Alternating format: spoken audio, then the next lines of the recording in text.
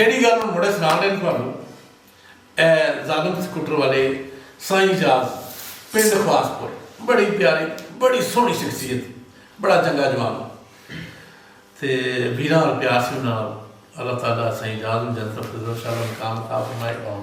बड़ा ही नाइस बंदा सी ते जिस बंदे की गवाही इंसान पिछों देन उस तो बाद यकीनी बात है इंशाअल्लाह जन्नत ही जाएगा। ते साईं होरी बड़े अंदाज गाते सन एक गाना जिहा ज़ालिम स्कूटर वाले, वही गाना अज मसलन बिलाल ज़ीशान सुफियान ते अली शान ऐ तुहानूं सुणांदे ने। ठीक है, इंशाअल्लाह सुनो ते अपनी राय जरूर देना। चलो मेरे ज़ालिम स्कूटर